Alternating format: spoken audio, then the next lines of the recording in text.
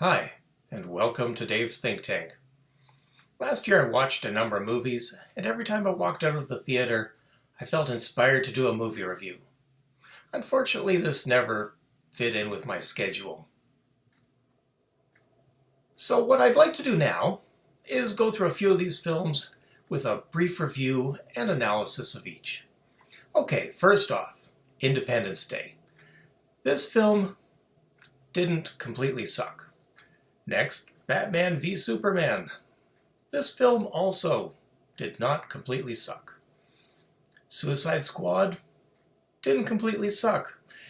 Now, Captain America, Civil War. Well, this one actually didn't completely suck.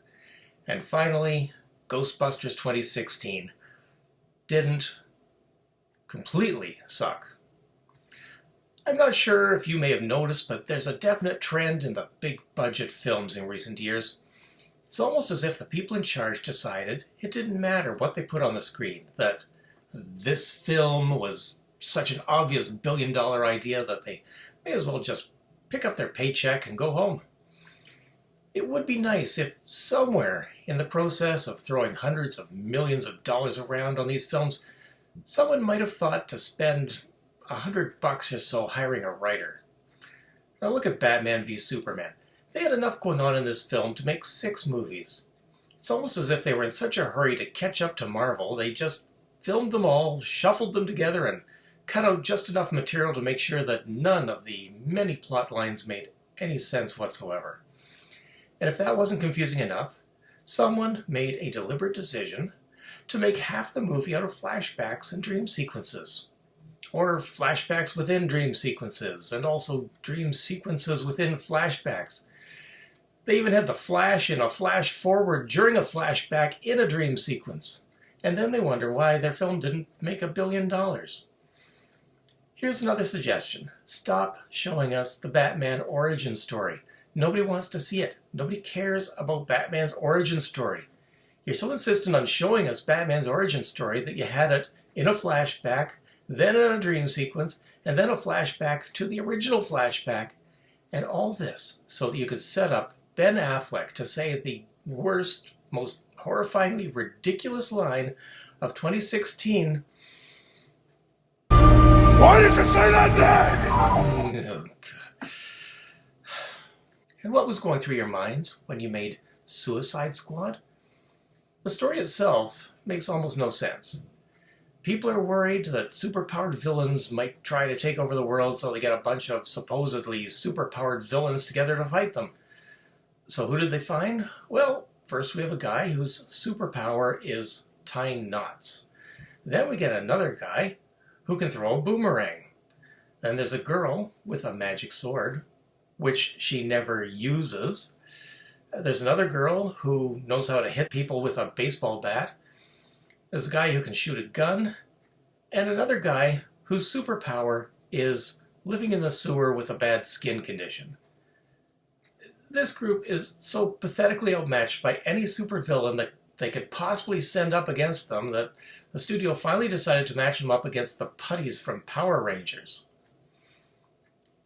Once again, the studio was in such a rush to get this movie out, they ignored any kind of character development. You can't just throw 10 or 12 people onto the screen with zero introduction and expect us to care about them. Now, to be fair, you may have thought that the Joker didn't really need any introduction.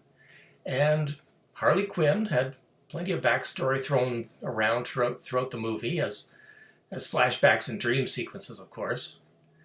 But the rest were all introduced by basically throwing their baseball card stats on the screen for about 3 seconds.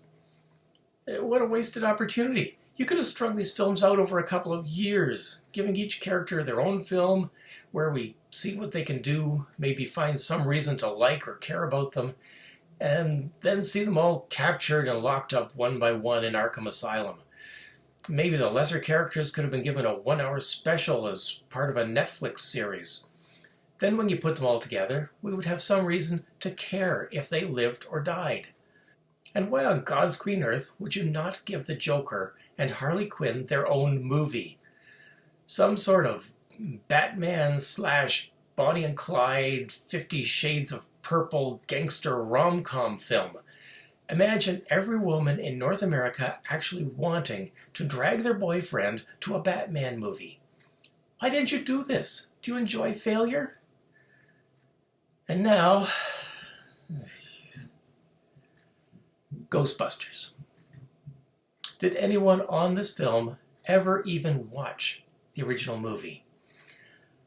A couple of years ago, it was announced that they were going to make a Ghostbusters movie. Yay, the movie we waited 25 years for was finally going to be made.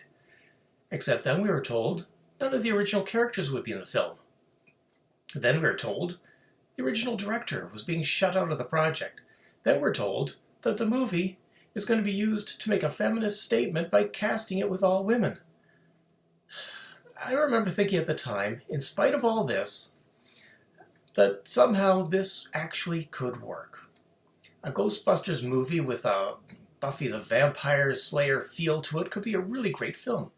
Maybe Joss Whedon would direct, or Tina Fey would be a great choice to write and star in this project. Anna Faris could make it work. There are so many ways to make this project a success. I figured I could safely leave the whole thing in the hands of the creative geniuses at the film studios. A lot of you may not know this, or maybe you don't remember, but when we first started hearing about Ghostbusters back in 1983 or 4, nobody wanted to see it. It sounded awful, and that was because every comedy film ever made about ghosts before that time was awful. They were little kid stuff only, grown men embarrassing themselves by running around pretending to be afraid of ghosts. Except something happened when this film came out. People were coming back from the film saying, "You have got to see this movie." Ghostbusters was a brand new way of combining comedy with the supernatural. The laughs didn't come from people falling down and acting ridiculous when confronted by floating bed sheets. The ghosts were real, the situations were real, and the humor came from a group of ordinary guys just trying to deal. It was because of Ghostbusters that we had Buffy the Vampire Slayer, and all the humorous X-Files episodes and current shows like Supernatural. But all this was lost on the people who made Ghostbusters 2016.